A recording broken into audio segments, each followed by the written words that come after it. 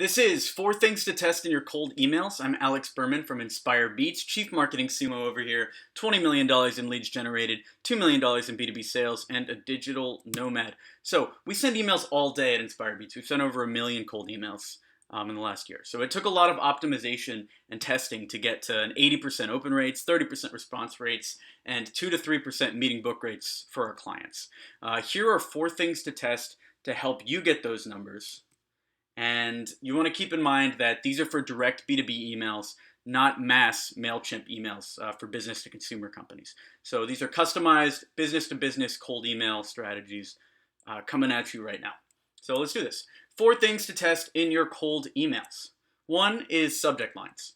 A couple things to try in your subject lines are using their first name in the subject line. You can ask a very detailed question. You can go super generic.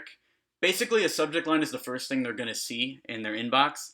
So you want to make sure that it's getting opened, right? It's going to be the number one driver to getting your email opened. The number 2 driver is the thing we're about to talk about in a second. But getting that subject line right is going to be your biggest win when it comes to at least getting those high open rates. Here's a video I did recently that goes in depth on the 4 different types of subject lines you can use to get insanely high open rates, which you should probably check out. So the second thing that you can test is first lines.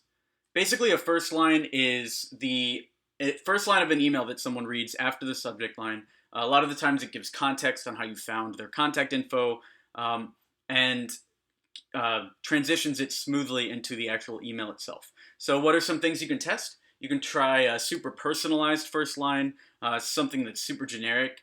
You can do something that calls out something about their business. You can call out things about their Twitter or their Instagram, things that you find. So here are some specific examples of good first lines you can use.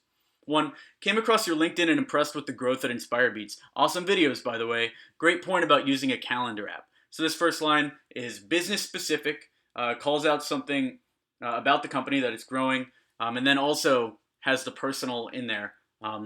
Awesome videos, by the way. Great point about using a calendar app. So calling out something specific about the videos that were posted.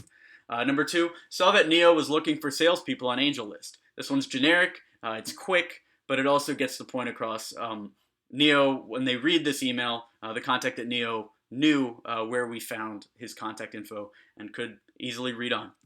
And finally, came across Autopilot and extremely impressed with how simple you've made email marketing using whiteboards. Very excited to try out the platform. So this is very company specific and very targeted. This line could not be sent to 1,000 companies, right? It had to go directly to Autopilot. And that is something worth testing in your emails. So the other thing to test, number 3, is your 1-sentence pitch of your company. So the 1-sentence pitch basically tells somebody what you do in the email in 1 or 2 quick sentences. And what you want to test here is the framing, right?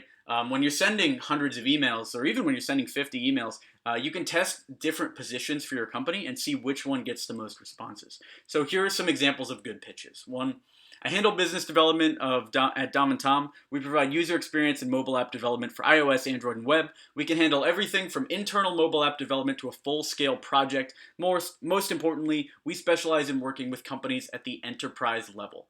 So this is multiple sentences, but it's very relevant to enterprise level companies. So you might want to test a really long pitch as well.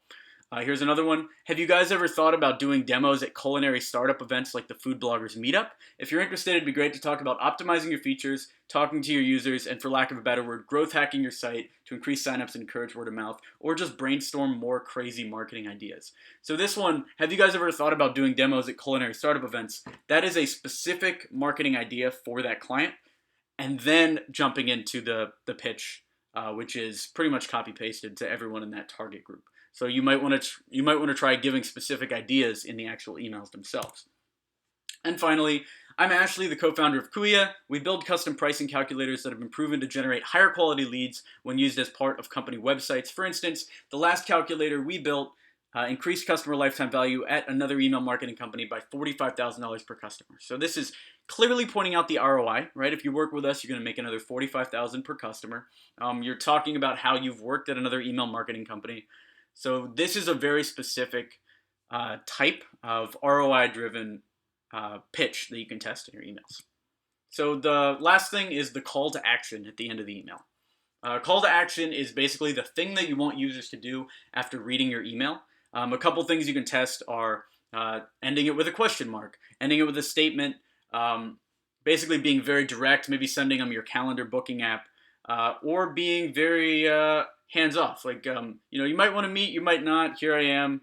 Here's the line. So you can test all of that stuff. So here are some examples of good calls to action. 1. Are you free for a quick call? Let me know and I can send some available times. It's a very simple one. Let me know and I'll send over some times for a quick call or a coffee in the city. So this one's not a question.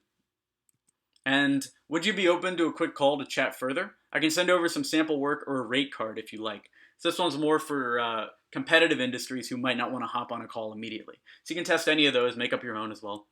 So to recap, 4 things to test in cold emails. 1, the subject lines. 2, the first line. 3, the one-sentence pitch. And then 4, the call to action of the email.